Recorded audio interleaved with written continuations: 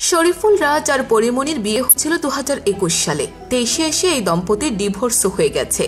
2022 সালের 10 আগস্ট শামীম মোহাম্মদ রাজ্য এসেছিল পরীর কোল জুড়ে। এবার নতুন খবর দিয়ে চমকে দিলেন পরিমণি। কয়েকদিন ধরে পরীকে দেখা যাচ্ছিল ফুরফুরে মেজাজে। নচিকেতার গানের লাইন ধরে প্রেম মাখানো পোস্ট করে যাচ্ছিলেন নিয়মিত। এই অবস্থা দেখে অনেকে হয়তো ভেবেছে পরিমণি নতুন কারো প্রেমে মতেছে। এসব পোস্ট আসলে নতুন প্রেমিককে নিয়ে ছিল না, ছিল তার সদ্যজাত কন্যা সন্তানকে ঘিরে। পরীর কোলে আলো ছড়াচ্ছে তারই মেয়ে। সংসারে আরেকজন সদস্যের আগমন ঘটেছে, কিন্তু কিভাবে? আলোচিত চিত্রনায়িকা পরিমণি জানিয়েছেন, পুত্র সন্তানের পর কন্যা সন্তানের মা হয়েছেন তিনি। বয়সও হয়েছে মাত্র 6 কি 7 দিন।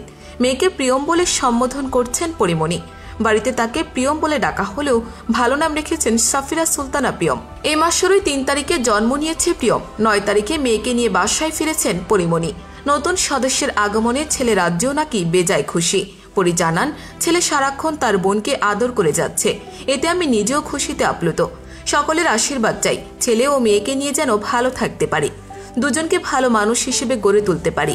প্রিয়ম এখন সারাদিন ঘুমাচ্ছে, দিনে প্রায় 2 ঘন্টা জেগে থাকে সে, আর বাকিটা সময় ঘুমিয়েই কাটাচ্ছে।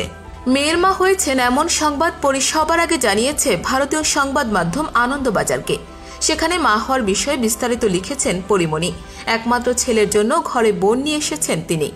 ছেলেকেও সামলান তিনি, একা একা কোথাও যেতে দেন না। তাছাড়া সম্প্রতি ওটিটি প্ল্যাটফর্ম হইচই রঙিলা কিতাব এর কাজ চালিয়ে যাচ্ছেন তিনি। এখন আরও বেশি কাজে মনোযোগ দিতে চান পরি। তার ভাষ্য, এমন কাজ তিনি করতে চান যেন ছেলেমেয়েরা বড় হয়ে তাদের মাকে নিয়ে গর্ব করতে পারে। পরিমণি কন্যা সন্তানের মা হয়েছেন ঠিকই, কিন্তু কোনো কন্যা সন্তানের জন্ম দেননি তিনি। পরিমণি তার মেয়ে সন্তানকে নিয়ম মেনে দত্তক নিয়েছেন। সব প্রকাশ করলেও এখন এই মেয়ের কোনো ছবি প্রকাশ করতে চান না তিনি। দত্তক নেওয়া প্রসঙ্গে পরিমণি জানান, আমি ওকে দত্তক নিয়েছি। নিয়ম মেনে সই করার সময় মনে হলো আল্লাহ আবার আমার জন্য ভালো কিছু করলেন।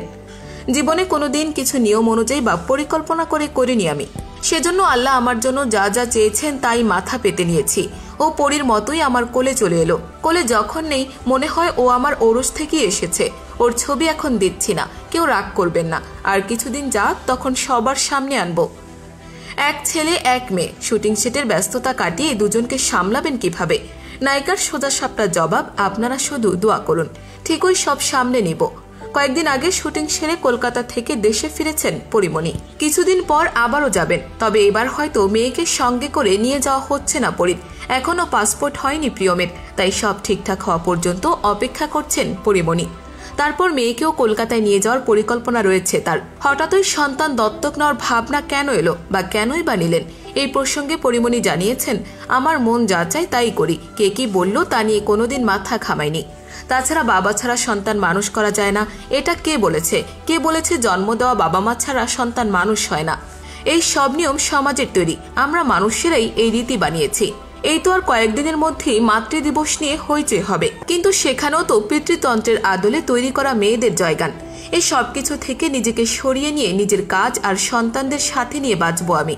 এখন গভীর রাতে চারদিকে যখন শান্ত হয়ে আসে, তখন একদিকে ছেলে আর একদিকে ঘুমন্ত মেয়ের মাঝে চোখ খুলে দেখি আর ভাবি, মনে হয় পরিমণির আকাশটা বড় হয়ে আসছে।